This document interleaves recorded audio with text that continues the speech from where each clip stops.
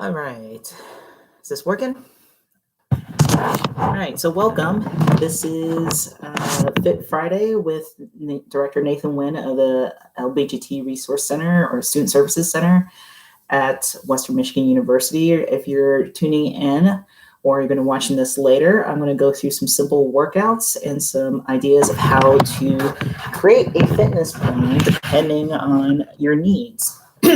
So before I get into the fitness part, I'll go ahead and so this is my home gym area right now. It's a little bit of storage, but also some empty space. I have some dumbbells here. I have some free weights. I also have an old barbell. The barbell is Olympic barbell, so it's 45 pounds. I don't have any weights for the barbell. I have some bands as well, and then in a different room, I have a pull-up bar. But for today, we're going to go over some basics of how to set up your workout plan, as well as what your goals are, what's realistic, and then how you can do a variety of different exercises without equipment. And we're just going to use your body weight here. So first off is if you're stuck at home, like just about everybody else, you're probably bored out of your mind, and you're looking for something to make you feel better. And so a healthy way to feel better is to exercise a little, get the blood flowing. Because after you work out, whether it's just a light workout, a light jog, or anything like that, your body releases endorphins, which make you feel better, right?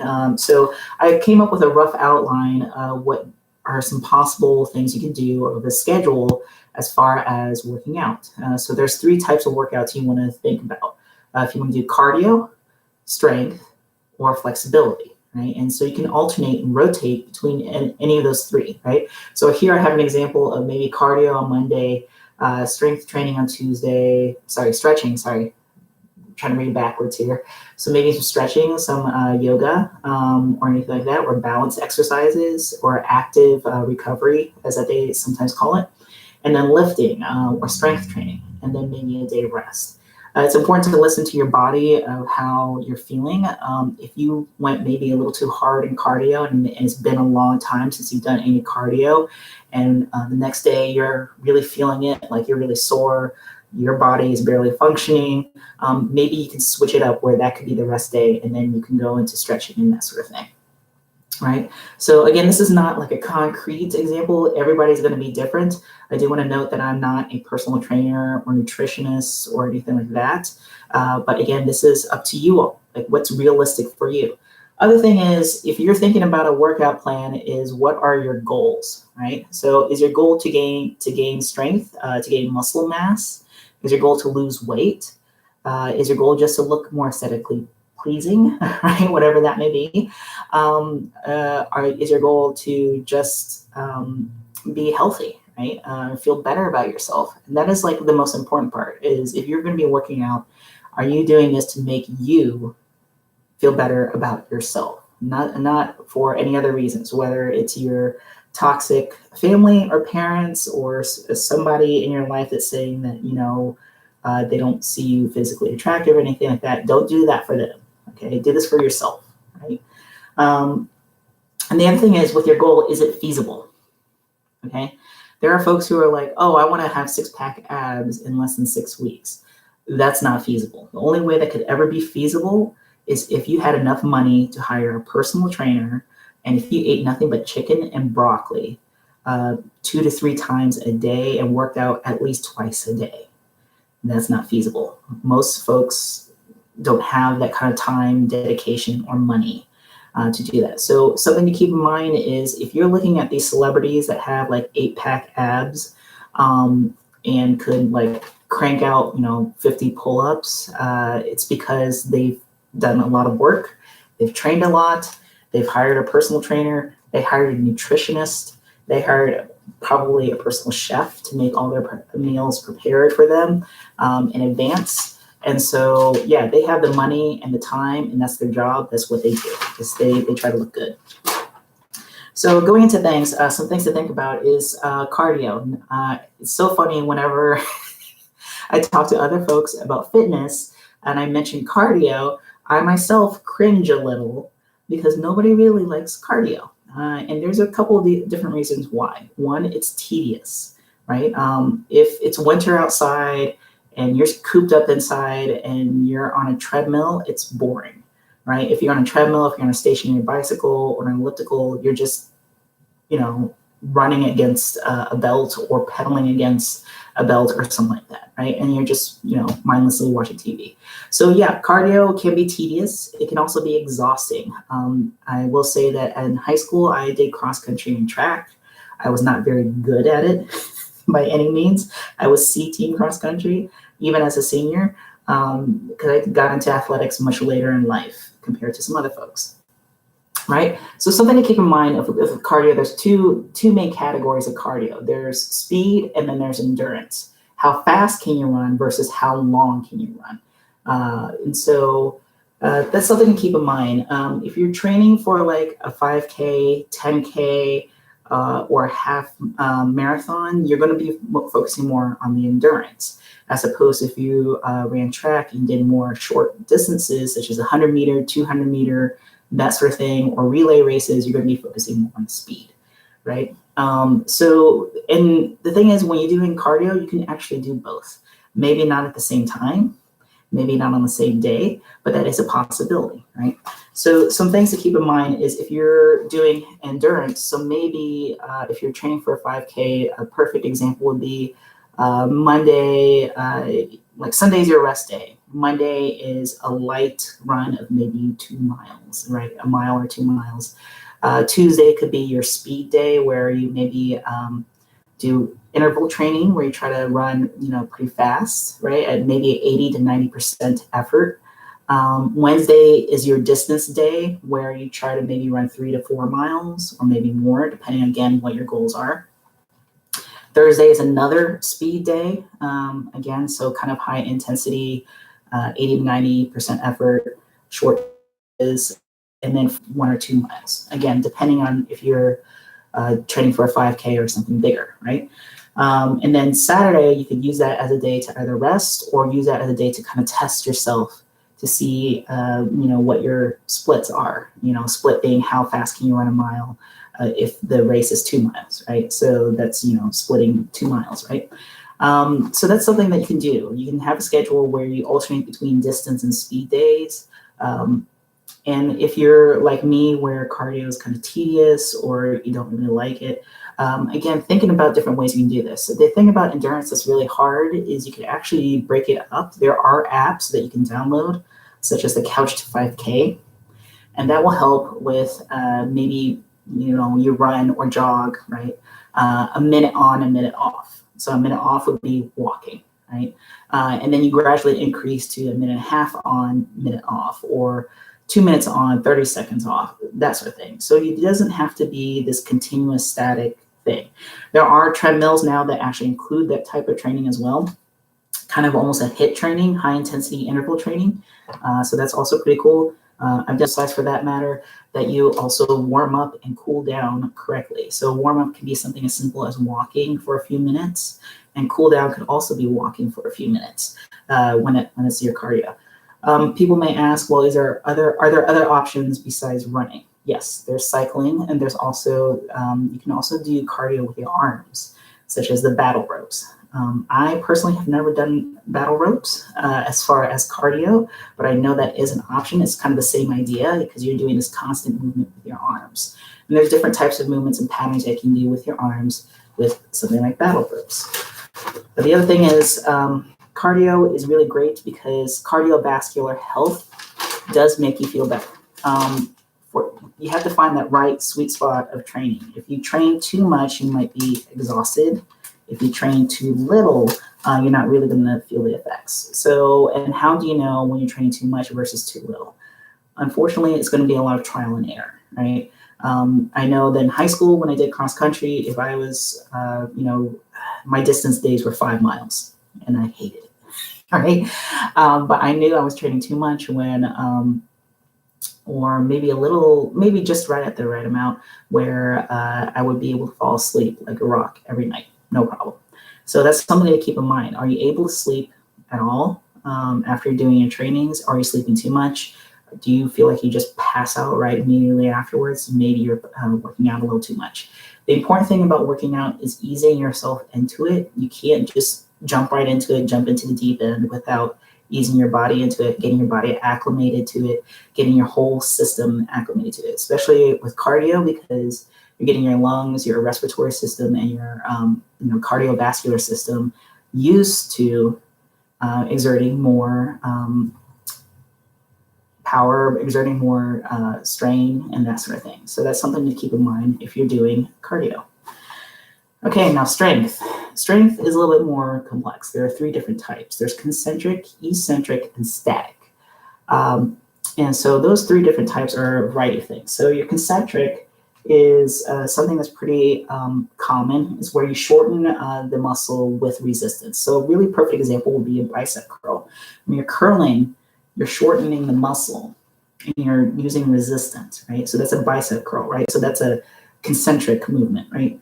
As opposed to eccentric is stretching with resistance. So whether you're using a band as a part of a resistance, or if you're trying to do chin-ups, this is a perfect example.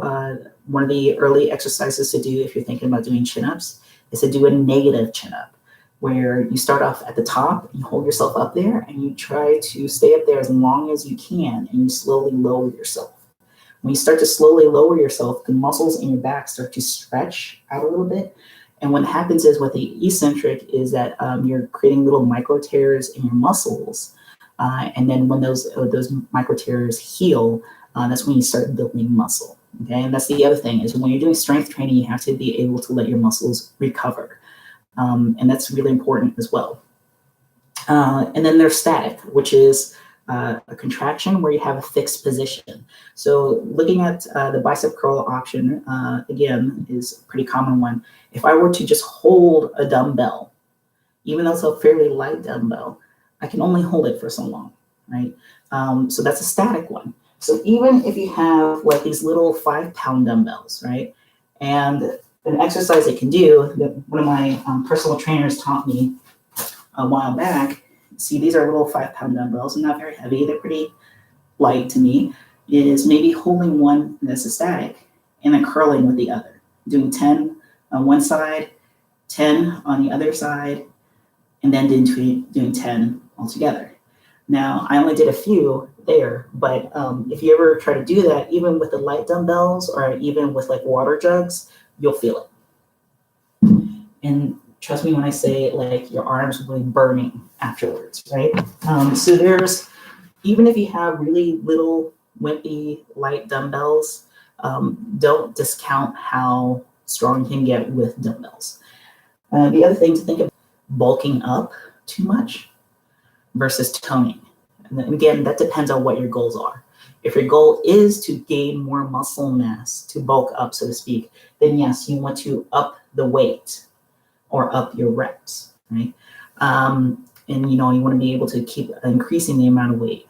And so the other option is if you're not looking to bulk up, if you want to maintain, or if you want to tone, or you want to create lean muscle, is to keep the same weight, but increase your reps. And that is a way to, again, make sure that you're continuing on with your strength, right? So some things that we're going to do, this is the basic workout right here. We're going to do like a really basic warm-up. And then I'm going to go through some really easy body weight exercises such as push-ups, squats and or lunges, sit-ups, or some version of abs, and then burpees, which not a whole lot of folks like burpees.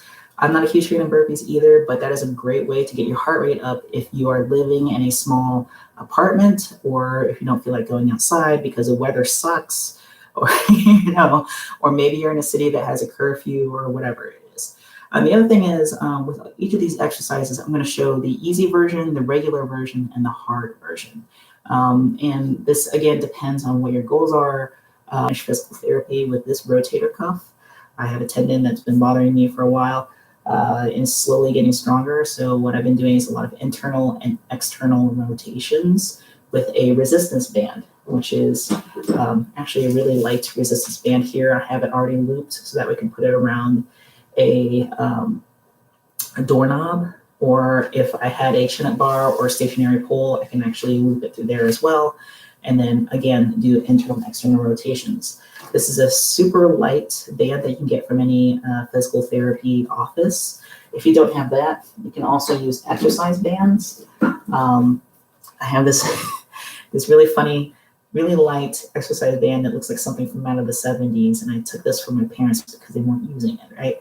So what I did is, because it's this left shoulder that's been bothering me, is because again, it's much lighter, I've been just holding it stationary, static, right, with the right hand and doing external rotations, right? And then for the internal rotations, I have the other side looped around a stationary object. So there's a lot of different ways to do this, where, again, getting your shoulders warmed up. So some ways to get warmed up. Again, it depends on what your goal is. If you're looking for strength versus cardio, again, you can do a variety of different things. You can also do jumping jacks if you want to do jumping jacks. There's a variety of different jumping jacks. If you need something for a lower impact, if you have bad joints, you can do maybe not jumping jacks, but maybe, just simple like walk in place, right? That's a great way. Again, if you have some bad joints or some joint issues or some injuries or limited mobility. So instead, I'm not going to do the jumping jacks because to me that seems kind of simple. So I'm actually going to do burpees. Okay, so for those of you who aren't familiar with burpees, start from a standing position, right?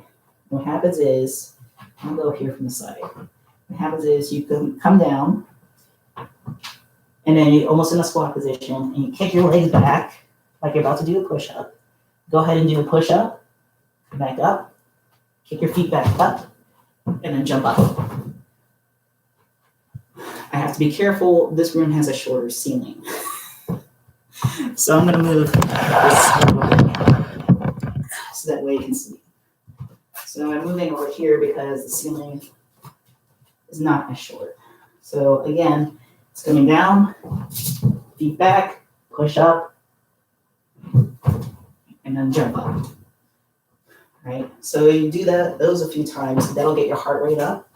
If you can't do the push-up, if you can't do a full body push-up, you can instead do this on your knees. You do this on your knees. And the thing about doing a push-up is making sure that your abs are tight and your glutes are tight as well. You want to keep a straight line for your back. So I'm angling myself a little bit so you can kind of see that, I'm trying to keep that straight line. And then do a push-up. From there, from your knees. The other thing is, a lot of things as far as doing a push-up is making sure that you're going all the way down and all the way up. You want to have your hands about shoulder width apart, all the way down and all the way up. This is just for the knees. If you struggle with push-ups or you think your push-up technique is not that great, what you can do is lay down on your stomach. Have your hands right, below your rotator cuff, about above your pecs a little bit. Put your hands down there, plant your toes, and push up from there. And then come back down, release. This is actually much harder to do. Right? You see it from the side. Okay, so hand release. Plant down my feet, push up, back down. So that is a way to do push-ups and making sure you get the right technique. So a bit of warm up there. See, you can hear me breathing a little bit harder. So we just talked about push-ups. Now, if you're still struggling with push-ups, there's actually a variety of different ways you do push-ups for easy, regular, and hard. So an easier way, I mentioned earlier the knees. You can also prop up the torso half of your body. If you had a set of stairs nearby, my house has 2 sets of stairs plus some stairs outside. Stairs are actually a really good option too. But this is like one of the steps of the stairs. So this is a way Like if this is a step in the stair, and I want to do a full body push-up, this actually makes it a little bit easier. The higher you go in your stairs, the easier it will be to do your push-ups. The really easiest option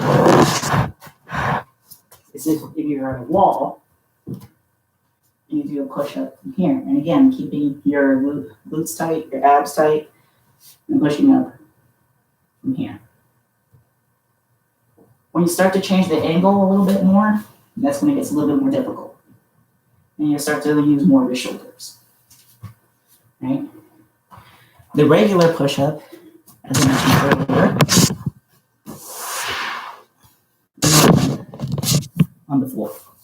And as I said, there's a couple different ways you can do this.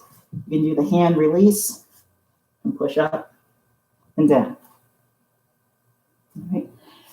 Important thing to note about these is to not crank them out too fast. We are all about form and function rather than speed, because then you get more you get something out of it, right? The other thing is being mindful of that when you're doing these push-ups, that you're not letting your hips sink too low, and that your butt's not too high, and that you're not just doing the push-ups with your head, right? It looks kind of ridiculous. It's actually harder. Wow, I actually felt that. It is actually harder to do it this way than it is to do this way, right? Which leads me to the next part. If you're looking for your push-ups to be harder, the more you can get your push-ups to be more like a handstand, the harder it will be. So again, I mentioned earlier steps. If you have a stairwell nearby with a few steps, this is an option. So again, pretend these are stairs. Now, earlier for the easy part, I had your torso, your hands up here, and your feet down here. If you want it harder, it's reverse that. Your feet up here, your hands down here. And now this is harder, okay? So now you put more emphasis on the shoulders. You can also do this up against the wall. So earlier I showed you where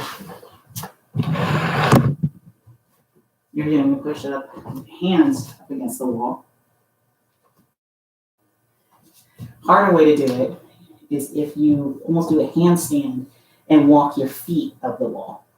And you can do a push-up from there. I'm not going to do that because I'm clumsy and it would be a disaster. But that is another way, again, to increase your strength with just push-ups. Easy, regular, and hard. Right? So squats and lunges. This is a really good thing. A lot of people have more lower body strength than upper body strength. So put this back up here. With a squat, so that again, there are different types of squats. Your regular squat, feet hip width apart, right?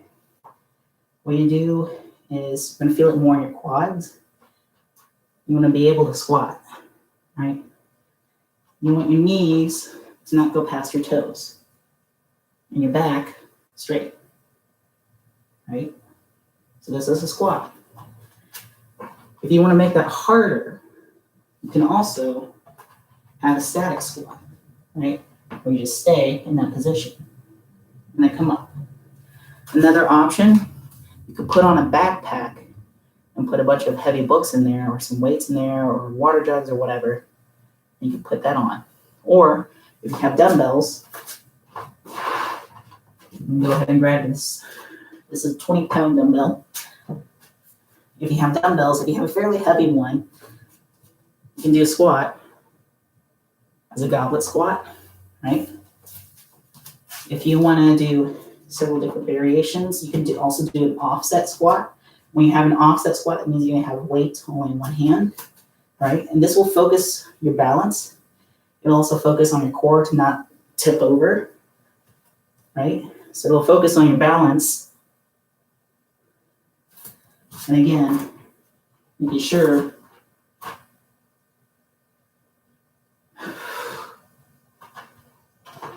that you got that weight.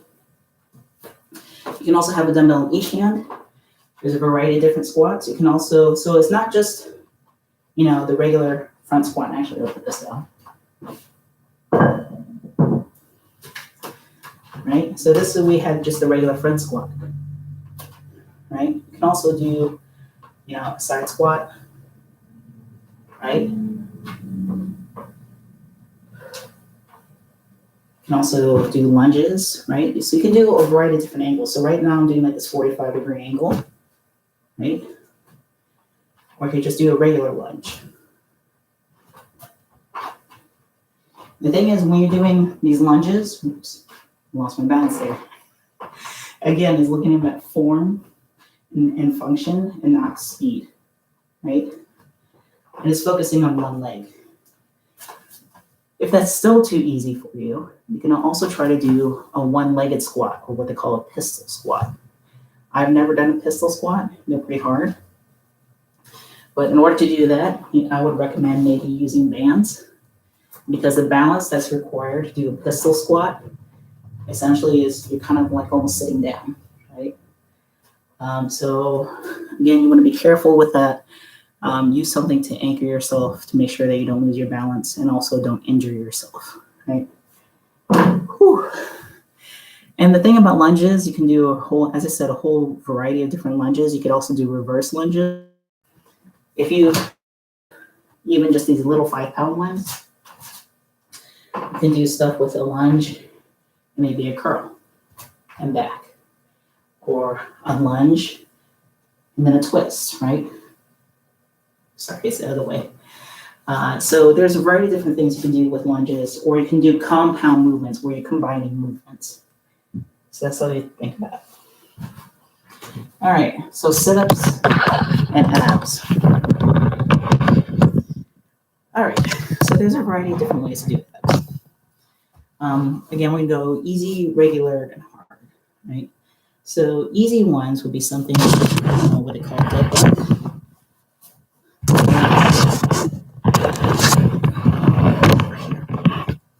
Dead bug is something simple when you're laying on your back, all 4 limbs up, 90-degree angles, opposite arm, opposite leg.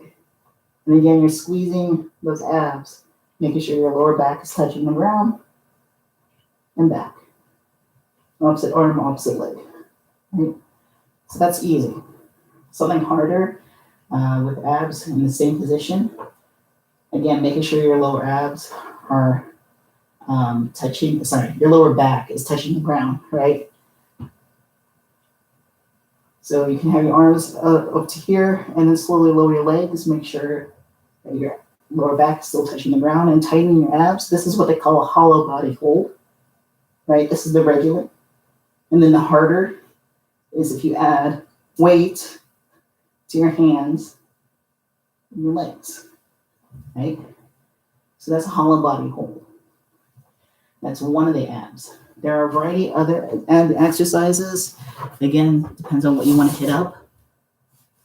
Other things would be the plank. So plank, we're going to be on our elbows and our toes. It's almost like a push-up position, right? So it's almost like this push-up position. Instead, we're just going to lower down to our elbows, making sure our glutes are tight, our abs are tight, and have a flat back, right? I'm also going to let in my workout partner.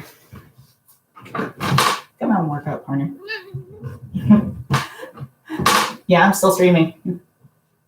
Oh, being the partner. Yeah, my workout partner. Hi, baby. So Beastie Boy is 15 pounds of 11. He's a kettlebell. He's a cattle. A kitty bell. A kitty bell. So I'm going to hold him. You squat. And I'll do a squat. And he's a good sport about this. We usually give him treats afterwards, too. Did I forget the treats?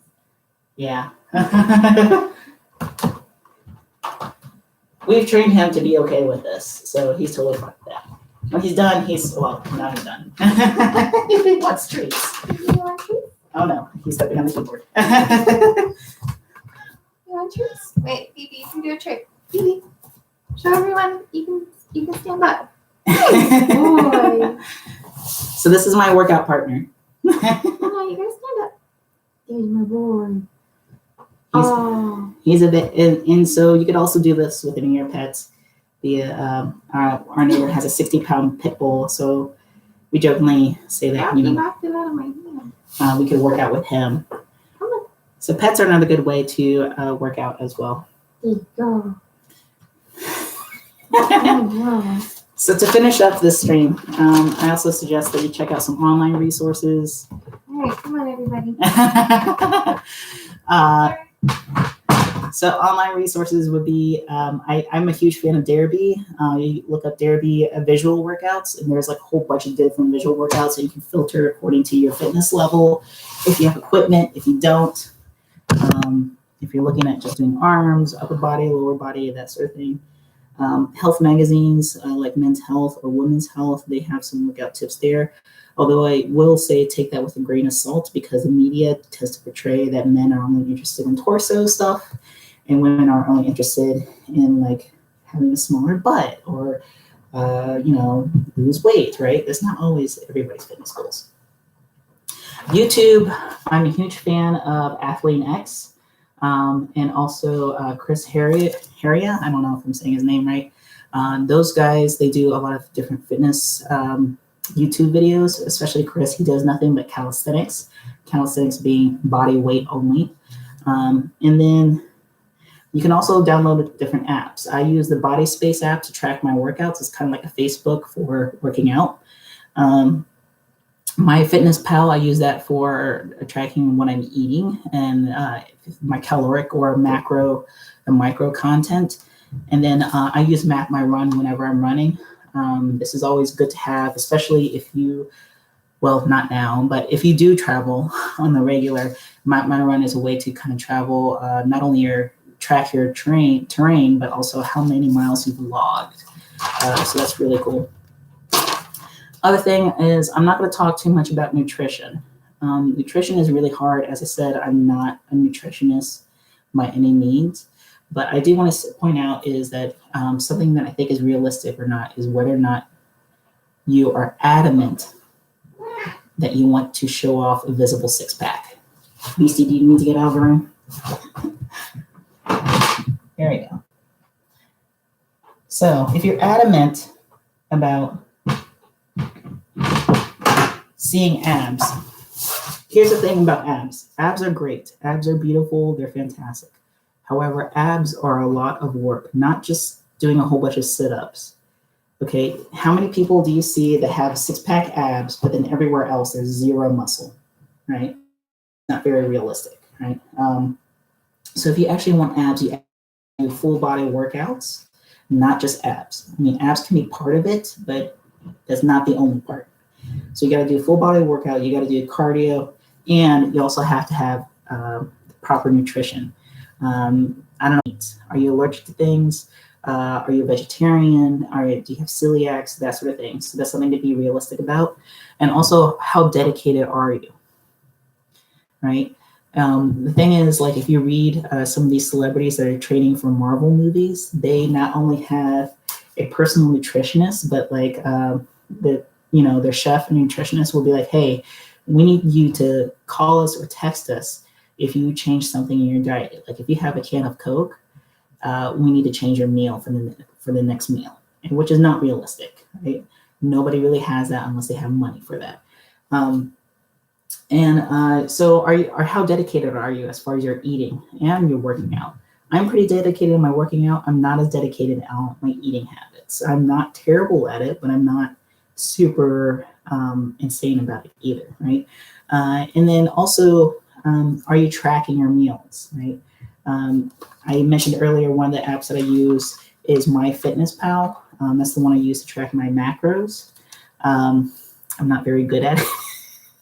It's really hard. It's really hard. You have to do it like almost every meal, every day.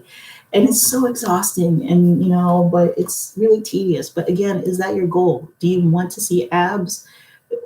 Then you're going to have to do that. Right?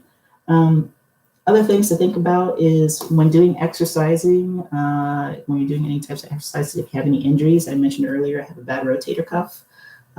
It's not too horrible, but I have to work around that. I have to warm up. So that's something to think about. If you have pre-existing injuries or mobility issues, what do you need to modify as far as your workouts? If you have asthma, right, and if you're trying to do cardio, maybe looking into different forms of cardio or anaerobic exercises such as swimming, right? And then limited mobility. There are some gyms that have equipment that you can use that are for folks with different physical abilities. And I know that's going to be really hard to talk about right now, considering nobody can go to the gym right now. Gym is closed. So yeah, that's all I have for Fit Fridays for today. We talked about push-ups, we talked about abs, we talked about sit-ups, we talked about planks. With planks, you can also modify your planks, again, according to your level. I know when I first started doing planks, I could maybe hold it for 30 seconds. I can now do it for a full minute, no problem. If you want to increase the difficulty level of your planks, you can look those up online. Either other things you can do with planks. If you want to increase the difficulty level, is again, we've got elbows and toes. You got elbows and toes, and then what you can do is raise your knee up to your elbows, right? So that's another way to do it, or opposite knee with opposite elbow, right? So that's, again, different ways to do planks. There are some YouTube videos out there also as far as yoga and stretching. I would highly recommend those. I've done P90X. That one's pretty good. It's a little tedious. It's a little long, but it was a heck of a workout, right? Because you're doing all the poses repetitively and for like almost a full hour. And so that's all I got for today. If you are looking to work out, I suggest, again, and you haven't worked out for a while, easing yourself into it, maybe aiming for 20 minutes, then gradually increasing to 30 minutes, and then to a full hour. But again, that depends on what your goals are. And also, if you're bored and you're looking to feel better, this is a really great thing to do if you want to kill some time while you're waiting for your next class or for the next thing to do, or if you're just tired of watching Netflix. So with that said, thank you for anybody who will be watching this later. Thanks for joining me on this Fit Friday. I'll see you later.